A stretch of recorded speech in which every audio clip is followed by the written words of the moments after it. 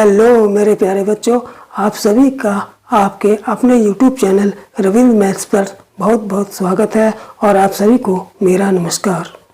मेरे प्यारे बच्चों, आज मैं आपको नंबर सिस्टम का टॉपिक फैक्टर कराऊंगा।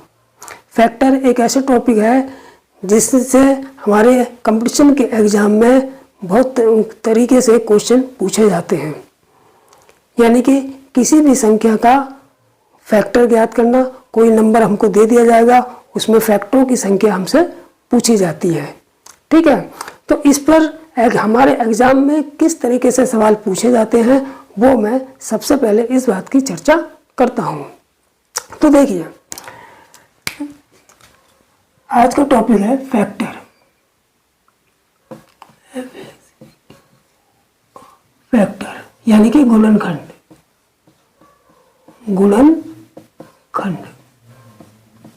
ठीक है,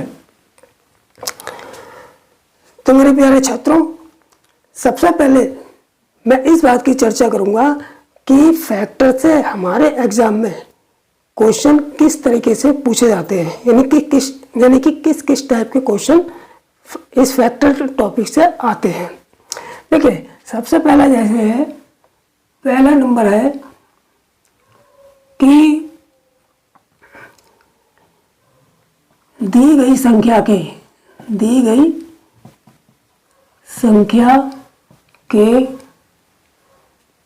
टोटल नंबर ऑफ फैक्टर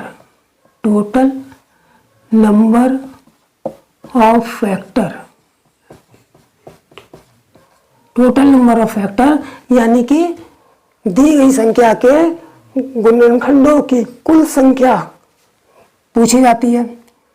तो टोटल नंबर ऑफ फैक्टर ज्ञात करना। ठीक है, पहला दी गई संख्या के टोटल नंबर ऑफ फैक्टर यानी कि दी गई संख्या के कुल गुणनखंडों की संख्या ज्ञात करना, यह पूछा जाता है एग्जाम में। एक तो क्वेश्चन इस तरीके का आता है। दूसरा, दी गई संख्या के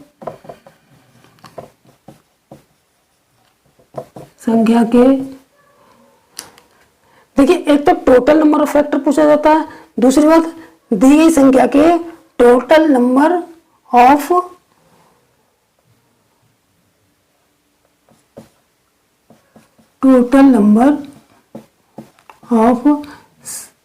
सम फैक्टर। सम का मतलब even. Total number of even factor पूछे जाते हैं। Total number of even factor पूछा जाता है। तीसरी चीज है, यानी कि total number of even factor का मतलब यह है कि दी गई संख्या के सम गुणनखंडों की संख्या पूछना। ठीक है, तीसरी बात है कि दी गई संख्या के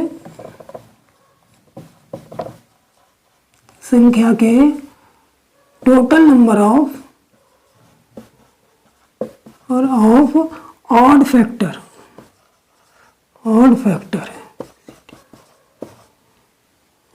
पूछे जाते हैं। ऑड का मतलब विषम, इवन का मतलब हमारे सम फैक्टर पूछे जाएंगे, ऑड का मतलब विषम।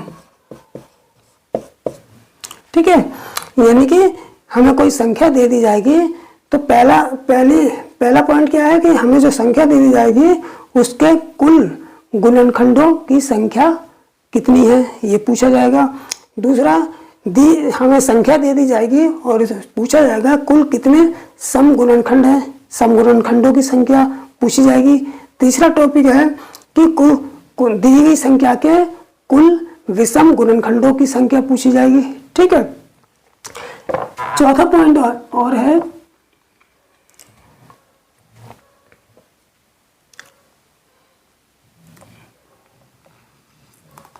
दी गई संख्या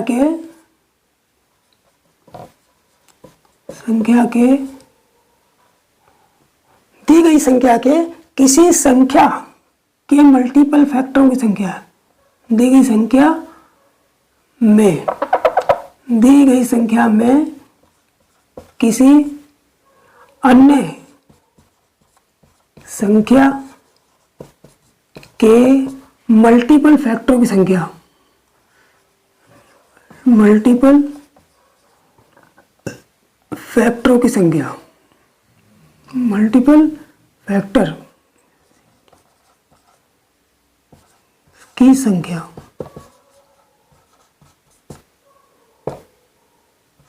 ठीक है, तो क्वेश्चन इस तरीके से हमारे पेपरों में आता है कि दी गई कोई हमें संख्या दे देंगे और उससे पूछ लेंगे कि इस संख्या में कोई दूसरी संख्या के मल्टीपल फैक्टरों की संख्या उसमें पूछ लेंगे।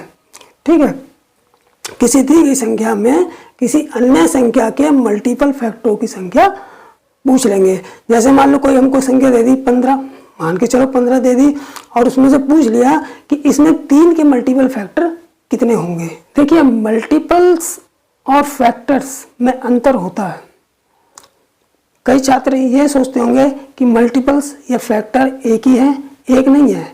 मल्टीपल्स अलग है और फैक्टर अलग चीज़ होती है।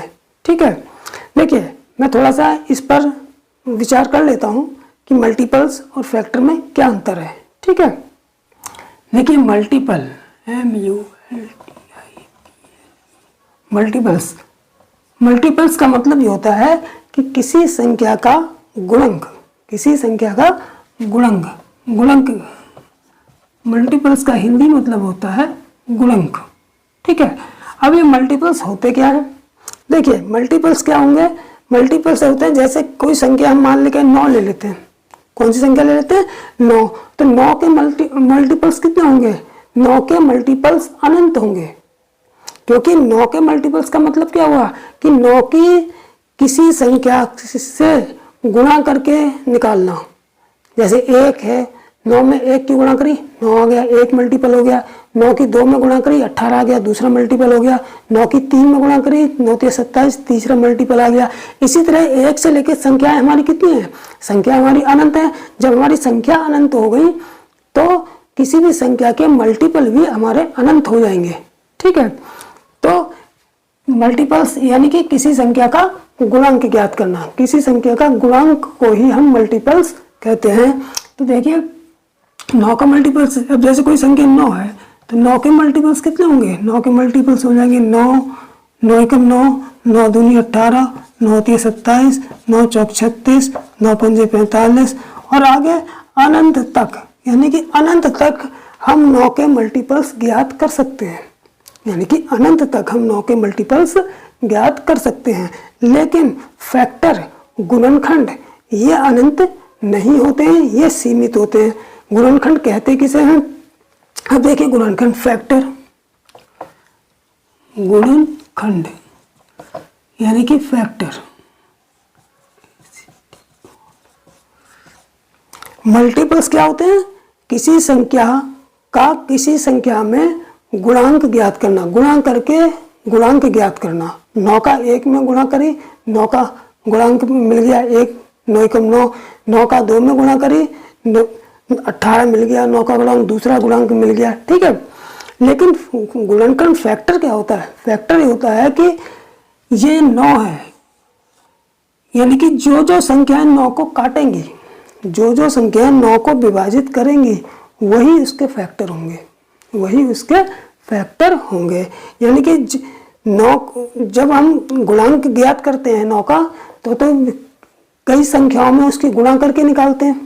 1 से लेकर अनंत तक की संख्याओं में हम उनसे गुणा करके 9 के कई गुणांक निकाल लेते हैं, यानी मल्टीपल्स निकाल लेते हैं। लेकिन फैक्टर क्या होंगे 9 के? जो संख्याएं 9 को विभाजित करेंगी वही 9 के फैक्टर होंगे, यानी कि वो तो सीमित ही होंगे। अब देखिए 9 के फैक्टर कितने होंगे? 9 सबसे पहले तो 1 हो गया, 1 9 का फैक्टर होगा। क्यों? क्योंकि 1 9 को पूरा पूरा विभाजित करता है। दूसरा 1 के बाद 3 होगा, 3 भी 9 को पूरा पूरा विभाजित करता है। उसके बाद सीधे फिर 9 ही है, यानी कि 1 9 को पूरा पूरा विभाजित करेगा, इसलिए 1 9 का फैक्टर है। 3 9 को पूरा पूरा विभाजित करेगा, इसलिए 3 9 का फैक्टर है। और 9 स्वयं को पूरा पूरा विभाजित करेगा, इसलिए 9 भी जो है 9 का फैक्टर है। ठीक है, कोई भी संख्या होती है वो अपने को विभाजित करती है, अतः वो अपने का भी फैक्टर होती है। अब देखिए संख्या जो एक होती है, संख्या जो एक होती है ये जो है हर नंबर को विभाजित करती है।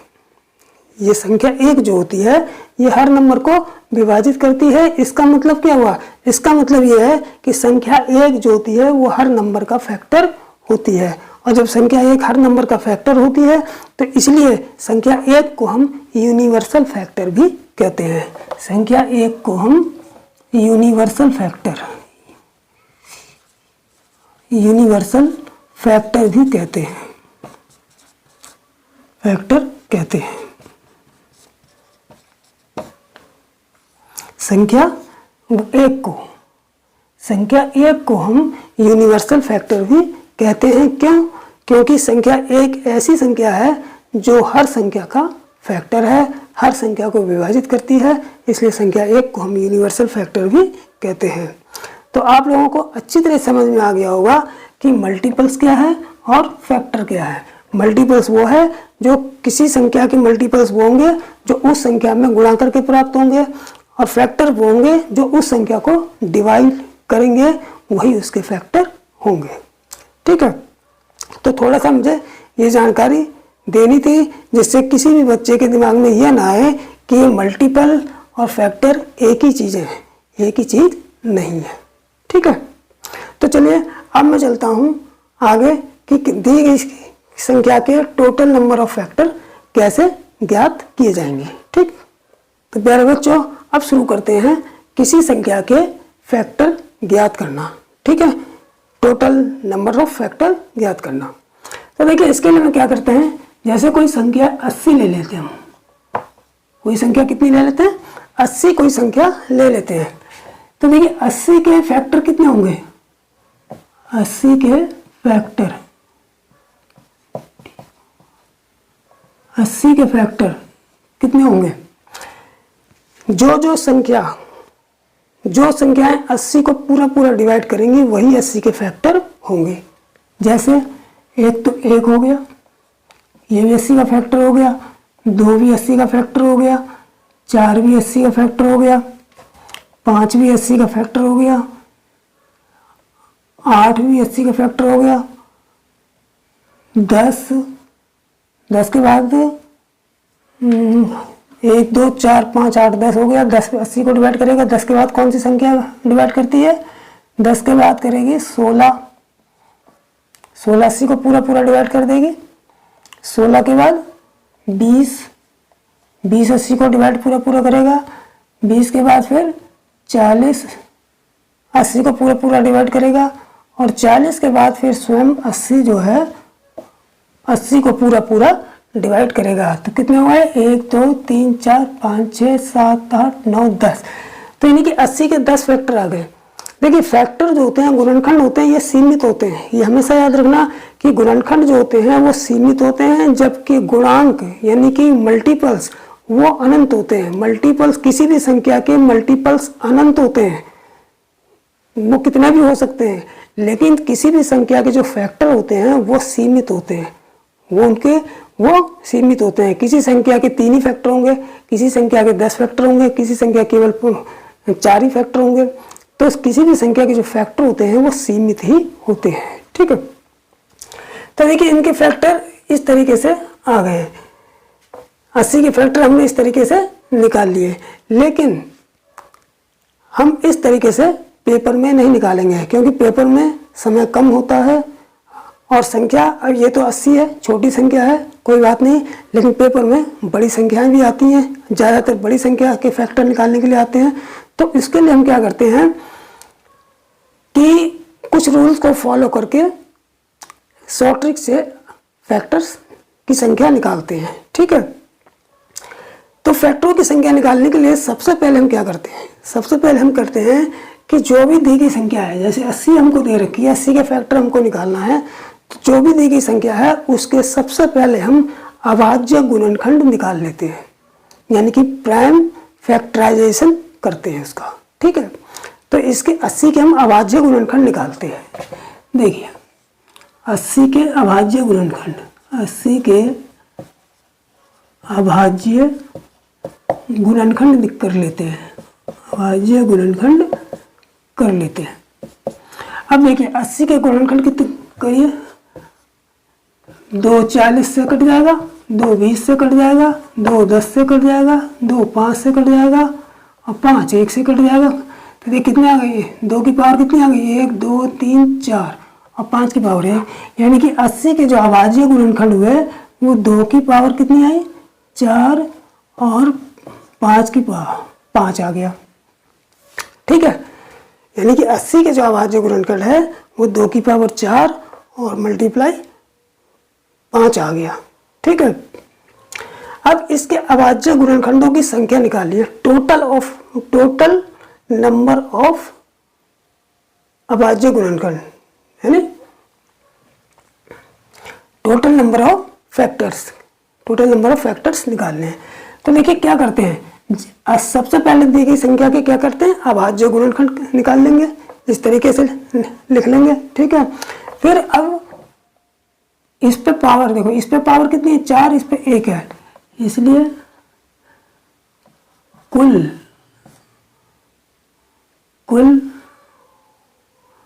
गुणनखंडों की संख्या,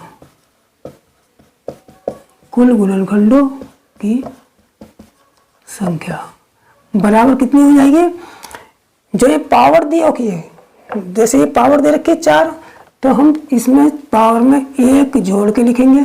ठीक, फिर ये गुणा का चिन्ह लगा देंगे और फिर ये इस संख्या की जो दूसरी संख्या जो दे रखी है इसकी पावर 1 है, इसमें भी हम 1 जोड़ के लिख देंगे और गुणा कर देंगे आपस में। ठीक है, तो देखिए 4 और 1 कितना हो गया, 5 गुणा 1 और 1 कितना हो गया, 2, तो बराबर कितना हो गया, 5 दूनी 10, यानी 10 फैक्टर आ गए। कितने फैक्टर्स आ गए, 10 फैक्टर्स आ गए।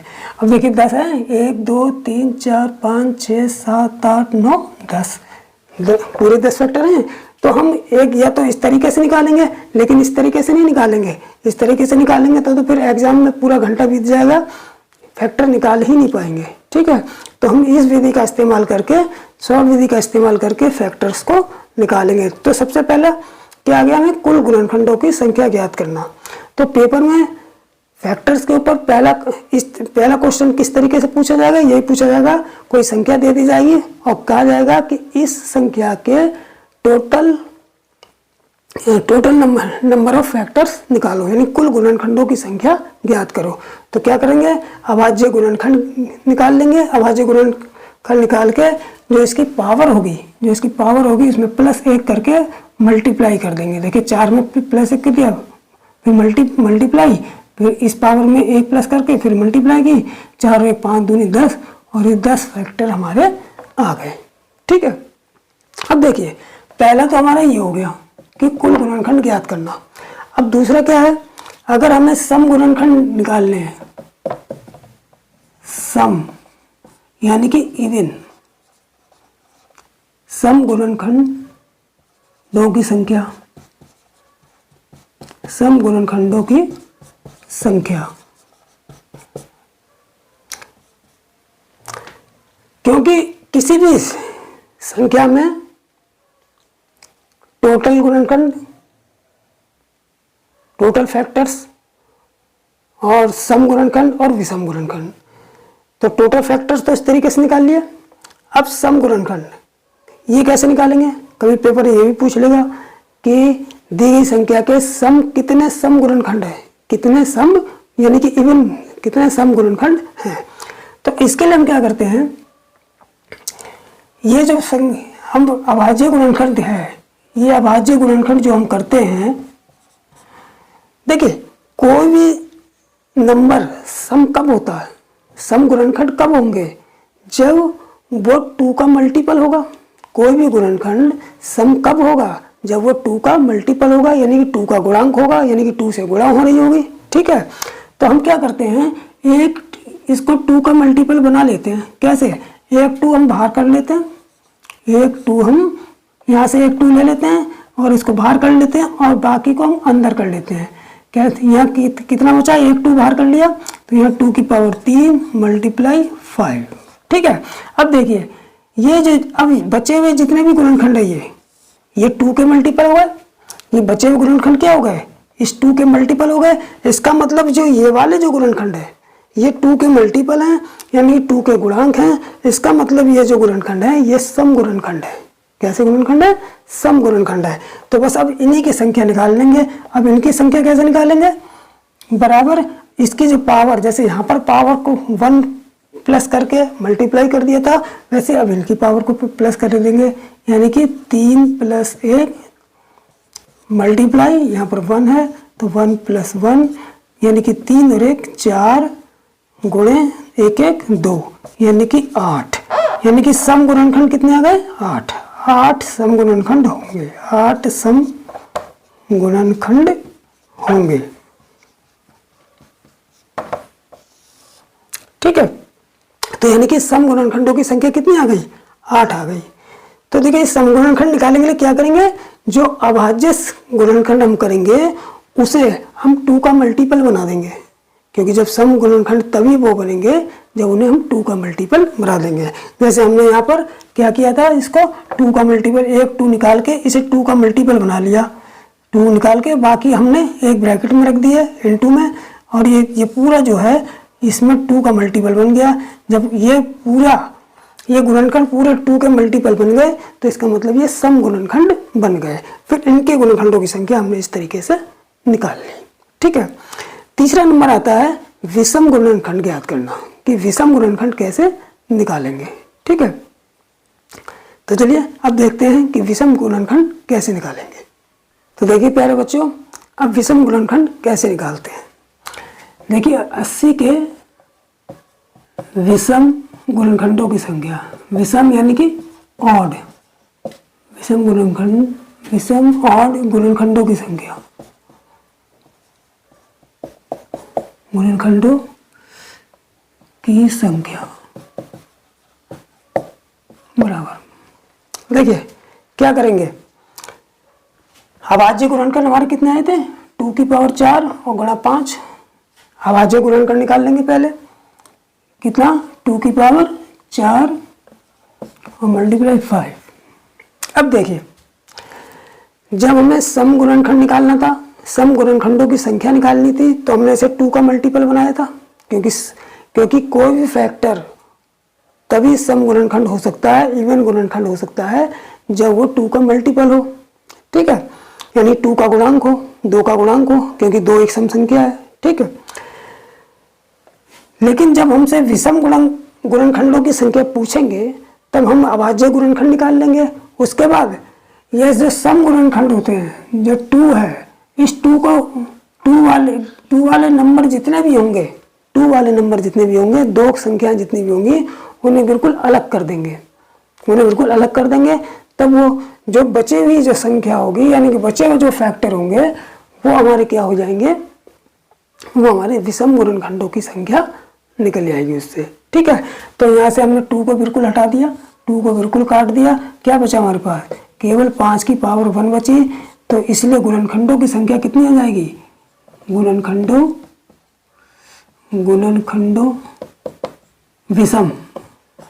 विषम गुणनखंडों की संख्या बराबर कितनी आ जाएगी, ये पावर 1 में 1 जोड़ लेंगे तो कितनी आ जाएगी, 2 विषम गुणनखंड आ जाएंगे। तो चलिए अब चलते हैं कि जब किसी संख्या हमको दे रखी होगी, कोई संख्या हमको दे रखी होगी, तो उस संख्या के मल्टीपल, उस संख्या के किसी अन्य संख्या के मल्टीपल गुणनखंडों की संख्या कैसे निकालेंगे। यानी कि हमको कोई भी संख्या दे दी जाएगी और उस एक दूसरी कोई संख्या दे दी जाएगी, उस संख्या के मल्टीपल गुणनखंडों की संख्या किस तरह से निकालते हैं, अब मैं ये बताता हूँ। ठीक है, तो पहले बच्चों अब निकालते हैं कि कोई संख्या जब दी जाती है और उसके किसी अन्य संख्या के मल्टीपल उस फैक्टर किस तरीके से, उस दी गई संख्या के किसी अन्य संख्या के मल्टीपल फैक्टर किस तरीके से निकालते हैं। ठीक है, जैसे कोई संख्या हमको दे रखी है 150 है, मान लो कोई संख्या 150 के ऐसे गुणनखंड ज्ञात करो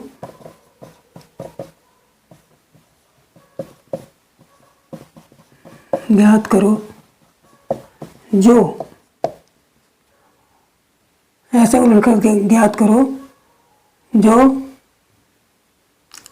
3 के मल्टीपल हो, जो 3 के गुणक हो, जो 3 के गुणांक यानी कि मल्टीपल हो।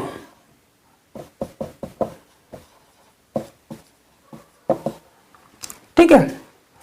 अब क्वेश्चन इस तरीके से भी पूछा जाएगा कि कोई भी संख्या दे दी जाएगी कि इस संख्या के ऐसे फैक्टर ज्ञात करो जो किसी अन्य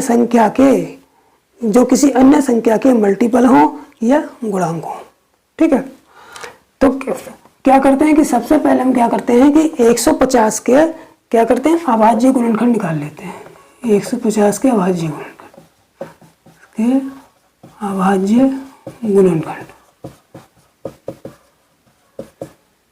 ठीक है।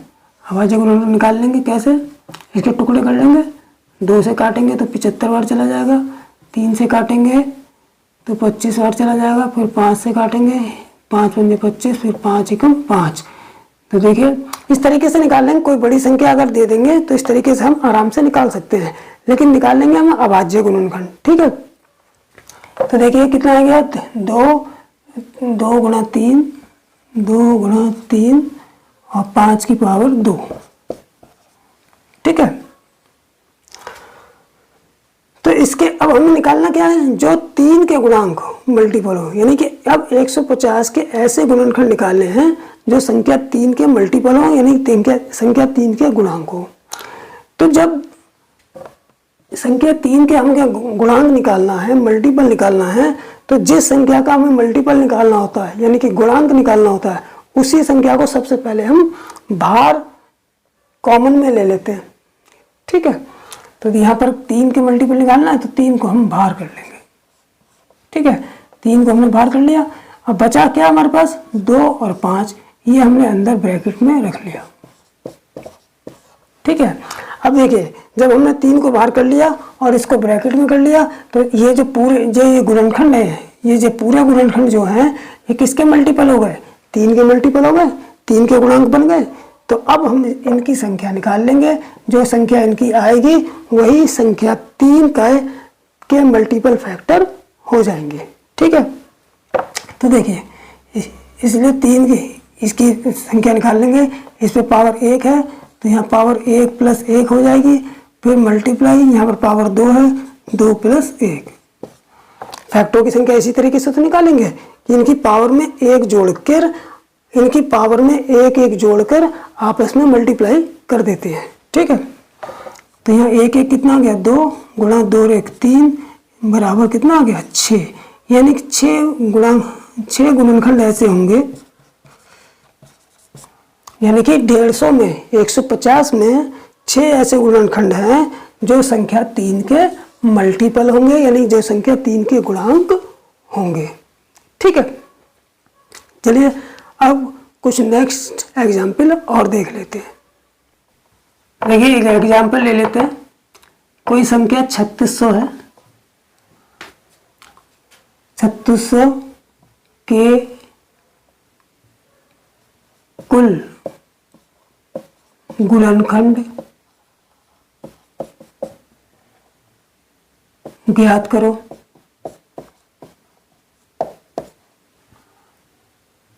पहला कुल गुणनखंड ज्ञात करो, सम गुणनखंड ज्ञात करो,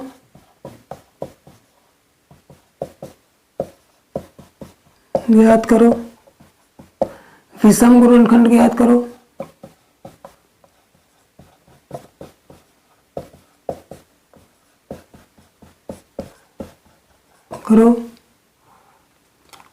और तीसरा क्वेश्चन है संख्या 12 के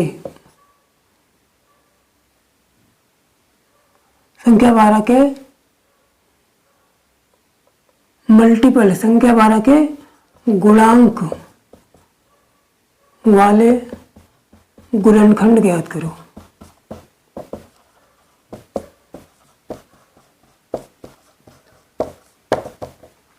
ठीक है।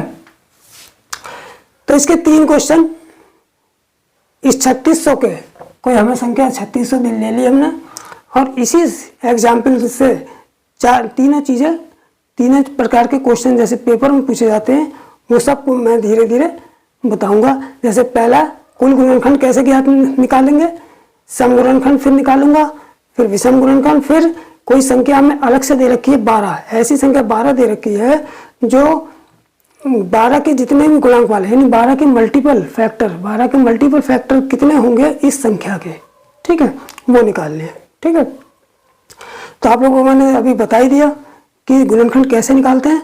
कि सबसे पहले क्या करते हैं कि दी गई संख्या के हम अभाज्य गुणनखंड कर लेते हैं। तो देखिए 3600 के हम क्या कर लेंगे, अभाज्य गुणनखंड कर लेंगे। 3600 के अभाज्य गुणनखंड। अब अभाज्य गुणनखंड करेंगे कैसे, इसके टुकड़े में इसको तोड़ लेंगे। जैसे लासा लेते हैं, लासा जैसे हम लोग एलसीएम वगैरह लेते हैं तो उसी तरीके से हम तोड़ लेंगे। तो सबसे पहले देखो 2 से चला जाएगा 1800 बार, फिर 2 से 900 बार, फिर 2 से 450 बार, फिर 2 से 2 4 225 बार, फिर ये 3 से जाएगा 3 7 21, 3 5 15, फिर 3 से जाएगा 3 25 75, फिर 5 से जाएगा 5 1 5, फिर 5 से 5 5 5 25, 5 1 5। तो देखिए ये पावर 2 की पावर कितनी है, 1 2 3 4, 2 की पावर 4 मिली हमको, ठीक है, 3 की पावर 2 मिली और 5 की पावर 2 मिली। इसका मतलब ये हुआ कि अभाज्य 3600 के अभाज्य गुणनखंड कितने हो गए, 3600 के अभाज्य गुणनखंड कितने आ गए हमारे पास, 2 की पावर 4, 2 की पावर 4, 3 की पावर 2 और 5 की पावर 2। ठीक है, अब जब हमें टोटल, सबसे पहले हम क्या निकालेंगे, कुल गुणनखंड। जब हम कुल गुणनखंड निकालेंगे तब तो हम पे सीधे सीधे क्या करेंगे, इनकी पावरों में +1 करके मल्टीप्लाई कर देंगे। जैसे यहाँ 4 है तो 4 + 1 मल्टीप्लाई, यहाँ 2 है तो 2 + 1 मल्टीप्लाई, यहाँ फिर 2 है फिर 2 + 1, बस।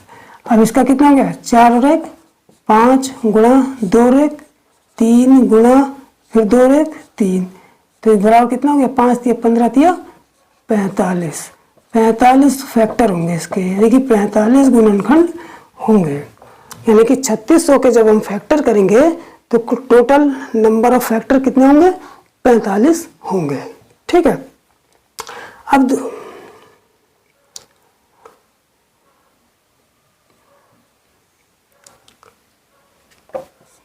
ठीक है, अब देखिए, अब हमको क्या निकालना है, दूसरा, पहला हमने ये निकाल लिया, दूसरा हमारा सम गुणनखंड। अब सम गुणनखंड कैसे निकालेंगे, मैंने बताया था जब सम गुणनखंड निकालते हैं तो क्या करते हैं, जो अभाज्य गुणनखंड दिए होते हैं इनको हम 2 का मल्टीपल बना देते हैं, यानी 2 का गुणांक बना देते हैं। जो 2 का जब गुणांक बना देते हैं तो वही जो होता है वो हमारे सम गुणनखंड हो जाते हैं। ठीक है, जैसे सम गुणनखंड, सम गुणनखंड, खंडों की संख्या कैसे निकालेंगे, इसके अभाज्य फैक्टर लिख लेंगे पहले। अभाज्य फैक्टर कितना है, 2 की पावर 4 मल्टीप्लाई 3 की पावर स्क्वायर मल्टीप्लाई 5 की पावर स्क्वायर। ठीक है, अब हम क्या करते हैं, 2 का मल्टीपल बनाते हैं तो 1 2 यहाँ से निकाल के यहाँ से निकालेंगे और उसकी मल्टीप्लाई कर देंगे। ठीक है, 2 से मल्टीप्लाई करेंगे, यहाँ 2 कितने बचे, यहाँ 2 की पावर 3 और इसको बाकी को पूरे गुणनखंड को एक ब्रैकेट में रख लेते हैं, केवल 2 को बाहर निकालते हैं 2 का मल्टीपल बनाने के लिए। तो फिर यहाँ 4 की पावर, यहाँ पावर 4 थी 3 हो गई, इसको ऐसे ही लिख देंगे 3 का स्क्वायर गुणे 5 का स्क्वायर। ठीक है, अब देखिए ये जो अभाज्य गुणनखंड थे ये किसके मल्टीपल बन गए, ये 2 के मल्टीपल बन गए। जब ये पूरे गुणनखंड 2 के मल्टीपल बन गए, इसका मतलब अब ये जो है ये भी सम गुणनखंड हो गए। कैसे गुणनखंड हो गए, सम गुणनखंडों की, तो यानी ये सम गुणनखंड बन गए। ठीक है, तो अब हम इनकी टोटल संख्या निकाल लेंगे। कैसे, ये इनकी घात को +1 करके मल्टीप्लाई करते जाएंगे। ठीक है, 3 और 1 3 + 1 फिर 2 + 1 फिर 2 + 1, तो कितना हो गया 3 और 1 4 गुणा 2 और 1 3 गुणा 2 और 1 3, यानी कितना आ गया 4 3 12 36, 36 आ गया। यानी कि सम गुणनखंडों की संख्या कितनी आ गई 36 आ गई। ठीक है, टोटल गुणनखंड कितने आ गए थे हमारे पास 45 और सम गुणनखंडों की संख्या कितनी आ गई 36। अब हमारे आते हैं विषम गुणनखंड। विषम गुणनखंड कैसे निकालते हैं? देखिए, अगर हम टोटल गुणनखंडों में से सम गुणनखंड घटा देंगे तब भी विषम गुणनखंड आ जाएंगे, लेकिन यहाँ मैं विषम गुणनखंड इसलिए अलग से निकाल के दिखाऊंगा क्योंकि अगर पेपर में केवल विषम गुणनखंड पूछा तब क्या हम पहले पूरा निकालेंगे, पहले सम निकालेंगे, फिर पहले टोटल निकालेंगे, फिर सम निकालेंगे, फिर जाके विषम निकालेंगे। इसलिए अलग तरीके से भी विषम गुणनखंड निकालना आना चाहिए। ठीक है, अब देखिए विषम गुणनखंड कैसे निकालेंगे। विषम गुणनखंड, विषम गुणनखंडों की संख्या, गुणनखंडों की संख्या मैंने अभी पीछे बताया था कि क्या करेंगे। सबसे पहले अभाज्य फैक्टर लिख लेंगे, ये 2 4 गुणा 3 का स्क्वायर गुणा 5 का स्क्वायर। हम क्या करते हैं, जब हम विषम गुणनखंड निकालते हैं तो जो सम संख्या 2 होती है उसको पूरी तरह से खत्म कर देते हैं, यानी कि पूरी तरह से इसको हम छोड़ देंगे। ठीक है, पूरी तरह से इसको छोड़ देंगे, बाकी को ले लेंगे विषम संख्या से। तो ये बराबर कितना आ गया, विषम खंडों की संख्या बराबर आ जाएगा 3 का स्क्वायर गुणा, यहाँ लिख लेते हैं 3 का स्क्वायर गुणा, जब हमने 2 की पावर 4 को छोड़ दिया, 2 को तो खत्म कर दिया, 2 को छोड़ दिया, क्या बचा हमारे पास 3 का स्क्वायर गुणा 5 का स्क्वायर। तो 3 का स्क्वायर गुणा 5 का स्क्वायर, यानी कि अब इस गुणनखंडों की संख्या कैसे निकालते हैं, इनकी पावर में 1 जोड़ के मल्टीप्लाई करते हैं। तो इनकी पावर 2 है तो 2 + 1, फिर मल्टीप्लाई, फिर 2 + 1, तो कितना हो गया 2 और 1 3 गुणा 2 और 1 3, 3 3 9, यानी कि जो विषम गुणनखंड होंगे वो 9 होंगे, सम गुणनखंड 36 होंगे और टोटल गुणनखंड कितने होंगे हमारे पास 45 होंगे। ठीक है, आ गया समझ में। तो चलिए एक एग्जाम्पल और देख लेते हैं। जैसे कोई एग्जाम्पल दे दिया है 1000 के ऐसे गुणनखंड निकालो, ऐसे गुणनखंड ज्ञात करो जो 12 के मल्टीपल हो, जो 12 के गुणक यानी कि मल्टीपल हो। ठीक है, यानी कि 1000 के ऐसे गुणनखंड निकालने हैं, ऐसे फैक्टर निकालने हैं जो संख्या 12 के मल्टीपल हो यानी कि गुणांक हो। ठीक है, तो क्या करेंगे, वही सबसे पहले इसके क्या कर लेंगे, अभाज्य गुणनखंड कर लेंगे। 2 500 बार चला जाएगा, 2 250 बार चला जाएगा, 2 125 बार चला जाएगा और इसके बाद 5 से जाएगा, 5 25 5 पंजे और 5 एकम। ठीक है, सही, 5 125 कट गया, गलत कट गया क्या, गलत कट गया, देखिए सॉरी, 2 से 2 एकम 2, 2 दूनी 4, 2 पंजे 10 कट गया। इसके बाद फिर क्या करा, 500, 2 250, 2 से 125, फिर 5 दूनी 10, 5 पंजे 25, फिर 5 पंजे 25, फिर 5 एकम 5, यानी 2 की पावर 3 आ गई, 5 की पावर 3 आ गई। तो 1000 के अभाज्य गुणनखंड कितने आ गए, 1000 के अभाज्य गुणनखंड कितने आ गए हमारे, 2 की पावर 3 गुणा 5 की पावर 3। ठीक है, तो देखिए इसमें 1000 के ऐसे गुणनखंड निकालना है जो 12 के गुणांक हो। तो देखिए इसमें 12 के गुण, इस सवाल थोड़ा सा चेंज कर देता हूं, 12 की बजाय यहां मैं कर देता हूं 20 के गुणांक हो। ठीक है, सवाल थोड़ा सा गलत लिख गया था। 1000 के ऐसे गुणनखंड निकालना है जो संख्या 20 के गुणांक हो। तो देखिए, अब 20 के गुणांक वाले जब हम फैक्टर निकालेंगे तो क्या करेंगे, हमें 20 संख्या यहाँ से निकालनी है। कितनी निकालनी है? 20। और 20 कैसे आएगी? 2 दूनी 4, 5 20, यानी कि 2 की पावर 2 × 5, ये बन गया 20। इसको हमें निकालना है और बाकी हमको ब्रैकेट के अंदर रख लेना है। तो यहाँ पर देखो 3 की पावर 2 बाहर चली गई, कितना बचा यहाँ? 2 की पावर 1 बचा, और मल्टीप्लाई 5 की पावर 3 में से 1 बाहर चली गई, तो यहाँ कितना बचा? 5 की पावर 2 बचा। ठीक है, तो ये कितना हो गया? 2 दूनी 4, 5 20, यानी कि अब ये 20 गुणा 2 की पावर 1 गुणा 5 की पावर 2। अब इसका मतलब है ये जो फैक्टर आए हैं, ये जो गुणनखंड आए हैं, ये 20 के गुणांक आ रहे हैं, 20 के मल्टीपल हो रहे हैं, 20 की गुणा हो रही है तो 20 का मल्टीपल हो गया। तो इन्हीं की संख्या अब हम निकाल लेंगे। अब इनकी संख्या कैसे निकालेंगे? इनकी पावर को में 1 जोड़ के मल्टीप्लाई कर देंगे। ठीक है, तो बराबर यहाँ 2 हो गया, गुणा 2 और 1 3 हो गया, बराबर 6 आंसर आ जाएगा। यानी कि 6 ऐसे गुणनखंड हैं। 20 के मल्टीपल कितने हैं? 1000 में 20 के मल्टीपल कितने हैं? 6 है। ठीक है, तो मेरे प्यारे बच्चों, अब मैं आपको बताऊंगा कि जो फैक्टर होते हैं, फैक्टरों का सम ज्ञात करना, यानी कि फैक्टरों का सम भी पूछा जाता है पेपर में, कि फैक्टरों का सम निकालने को आ जाता है। कोई संख्या हमको दे दी जाएगी और ये पूछा जाएगा इसके टोटल फैक्टरों का सम बताओ, या उसके सम गुणनखंडों का सम योग बताओ, या इसके विषम गुणनखंडों का यानी कि ऑड फैक्टर्स का योग बताओ। तो इस टाइप के क्वेश्चन भी पेपर में आते हैं। ठीक है, तो अब मैं बताऊंगा कि गुणनखंडों का योग ज्ञात करना। गुणनखंडों का योग ज्ञात करना।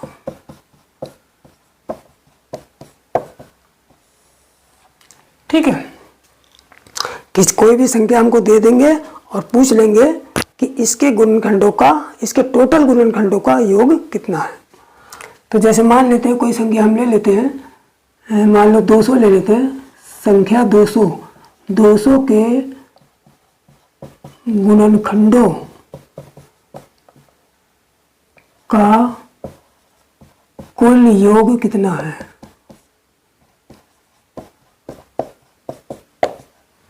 देखिए, इसी एग्जाम्पल में एक एग्जाम्पल ले लेते हैं।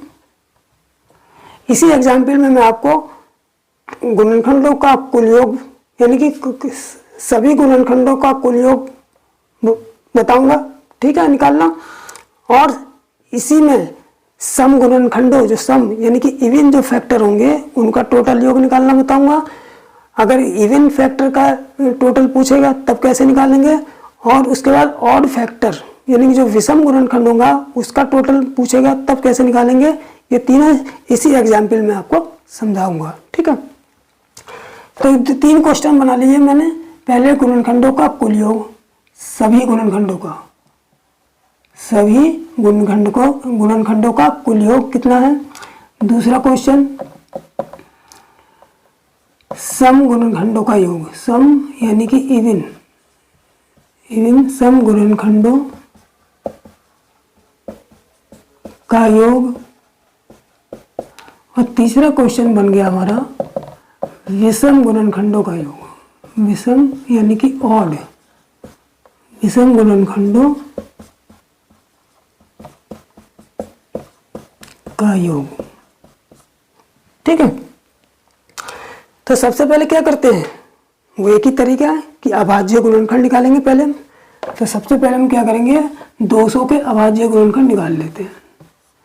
तो देखिए 2 100 बार चला गया, फिर 2 50 बार चला गया, फिर 2 25 बार चला गया, फिर 5 5 25, 5 एकम 5, ये 2 की पावर 3 और 5 की पावर 2। तो 200 के जो फैक्टर हुए हमारे कितने हैं,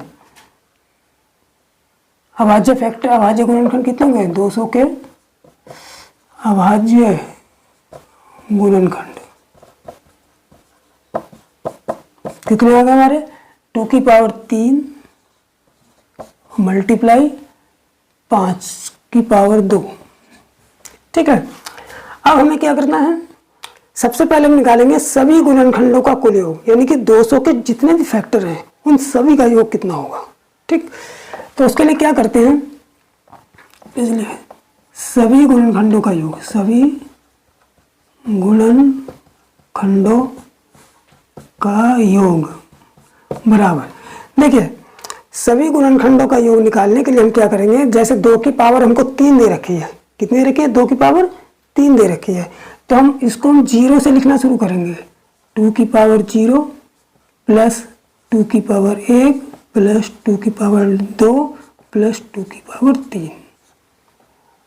आगे समझे, बिल्कुल जैसे यहाँ 3 पावर दे है तो 2 की पावर 1 प्लस 2 की पावर 2 प्लस 2 की पावर 3 तो लिखेंगे ही, लेकिन स्टार्ट कहाँ से करेंगे, 0 से, 0 से स्टार्ट करेंगे। ठीक,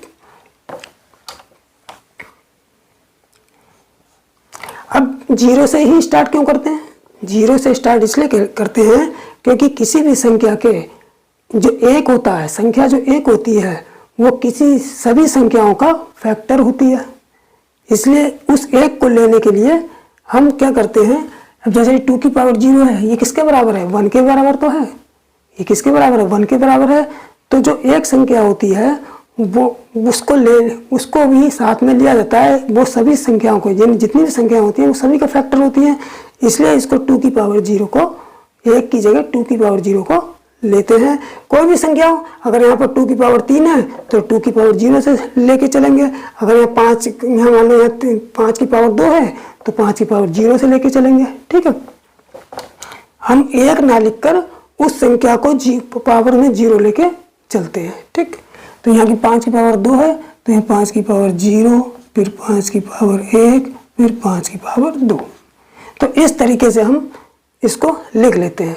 फिर क्या करेंगे, इनका अब कुछ नहीं करना, इनको खोल के इनका योग कर दो, इनको खोल के इनका योग कर दो, दोनों के योग का मल्टीप्लाई कर दो, हमारे सभी गुणनखंडों का योग आ जाएगा। ठीक, तो देखिए यहाँ पर जब खोलेंगे इसको तो यहाँ 2 की पावर 0 का मतलब 1 हो गया, मैंने क्या कहा था, क्योंकि 1 भी तो फैक्टर है, 1 को लेंगे, लेकिन 1 को लेने के लिए हम क्या करते हैं कि संख्या को 0 से शुरू करते हैं। ठीक, तो 2 की पावर 0 1 हो गया, ये 2 एकम 2 हो गया, ये 2 दूनी 4 हो गया, ये 2 की पावर 3 हो गया तो 8 हो गया, गुणा फिर 1 हो गया, ये 5 की पावर 0 का 1 हो गया, 5 की पावर 1 का 5 होगा, 5 ही हो गया, और ये 5 की पावर स्क्वायर का 25 हो गया। ठीक है, अब इनको जोड़ लो, कितना हो जाएगा, 8 4 12, 2 14 और 1 15, इसका टोटल कर लिया 15 गुणा, ये वाला गुणा का निशान है,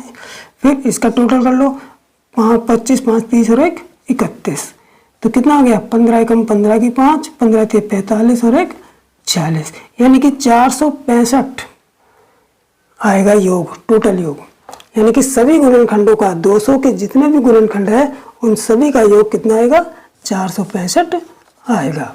तो पहला तो आंसर ये आ गया। अब मैं दूसरा कराता हूँ कि सम गुणनखंडों का योग कैसे निकालेंगे।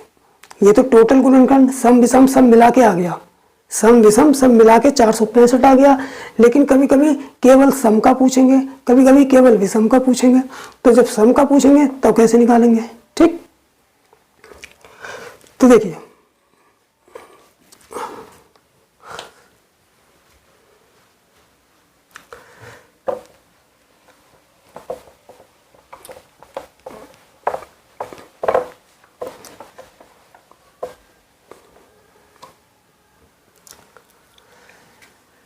अब दूसरा,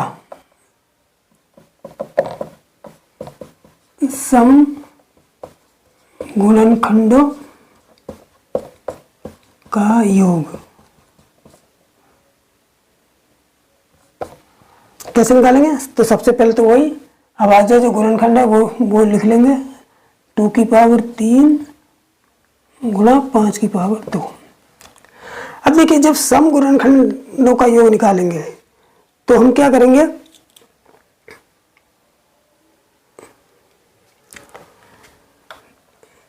देखिए पिछली बार हमने कैसे लिखा था, इससे पहले जब टोटल निकाला था, सभी गुणनखंडों का योग निकाला था, तो हमने कैसे लिखा था कि 2 की पावर 0 प्लस 2 की पावर 1 प्लस 2 की पावर 2 प्लस 2 की पावर 3, यही तो लिखा था, और गुणा 5 की पावर 1 प्लस, सॉरी 0 से शुरू करते हैं, 5 की पावर 0 प्लस 5 की पावर 1 प्लस 5 की पावर 2।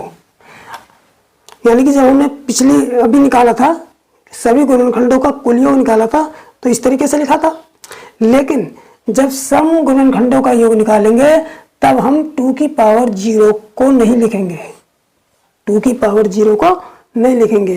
क्यों नहीं लिखेंगे? क्योंकि 2 की पावर 0 एक विषम संख्या है, क्योंकि 2 की पावर 0 क्या है, इसका मान 1 होता है, और 1 क्या है, एक विषम संख्या है, इसलिए 2 की पावर 0 को नहीं लिखेंगे, इसको हमें छोड़ देंगे। कहाँ से शुरुआत करेंगे? 2 की पावर 1 से शुरुआत करेंगे। इसका मतलब सम गुणनखंड बराबर, इसका मतलब कहाँ से शुरुआत करेंगे? 2 की पावर 1 से, तो 2 की पावर 2 प्लस 2 की पावर 3, ठीक है, और मल्टीप्लाई, बाकी सब ऐसे लिख देंगे, ठीक। 5 की पावर 0 प्लस 5 की पावर 1 प्लस 5 की पावर 2,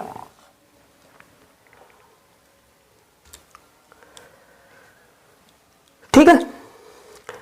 तो याद रखेंगे कि जब भी सम गुणनखंड निकालेंगे तो 2 की पावर जो है वो 0, उसको हम नहीं लेंगे, उसको हम छोड़ देंगे, बाकी सब ले लेंगे, ठीक। अब देखिए यहाँ कितना आ गया है, 2 प्लस 2 दूनी 4 प्लस 2 दूनी 4 दूनी 8 हो गया, गुणा यहाँ 5 की पावर, यहाँ 1 प्लस 5 प्लस 25, ठीक।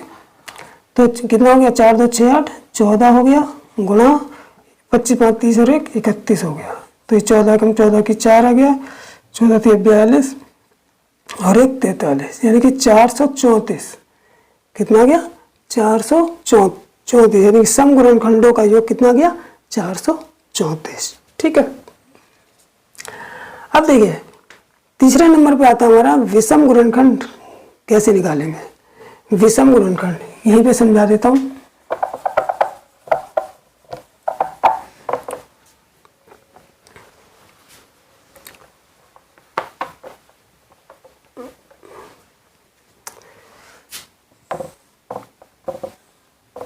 देखिए विषम गुणनखंड कैसे निकालेंगे। विषम गुणनखंड कैसे निकालेंगे कि सबसे पहले ये लिख लेंगे संख्या, विषम गुणनखंड, विषम गुणनखंडों का योग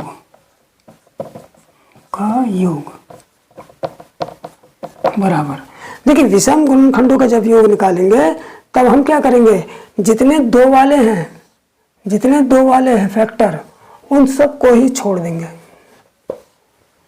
आगे समझे, जितने दो वाले फैक्टर होंगे उन सबको छोड़ देंगे, केवल विषम वाले फैक्टर ले लेंगे, तो हमारे विषम गुणनखंडों का योग आ जाएगा।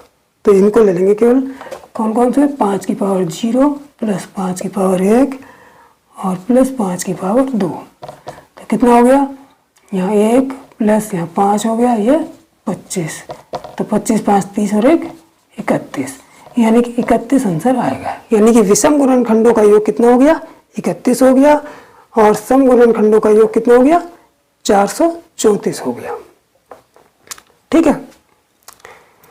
तो इसी प्रकार से हम गुणनखंडों का योग निकाल सकते हैं, चाहे वो सम गुणनखंडों का योग पूछे, चाहे विषम गुणनखंडों का योग पूछे, ठीक है।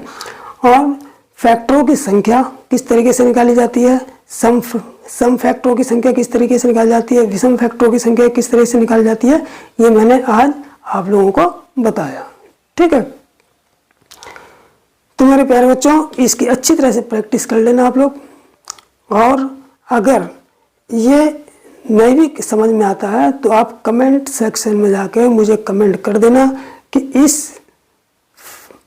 इस टॉपिक को मैं दोबारा से आप लोगों को बता दूं, अच्छी तरीके से पढ़ा दूं, एक वीडियो और इस पर बना दूं, कुछ ज़्यादा इससे ज़्यादा एग्जाम्पल लेके इसको और अच्छी तरीके से आपको समझा दूं। कमेंट सेक्शन में आप इसको हम बता देंगे, ठीक है। तो ठीक है, इसी के साथ मैं आज का ये टॉपिक यहीं पर ख़त्म करता हूँ। जय हिंद, जय भारत।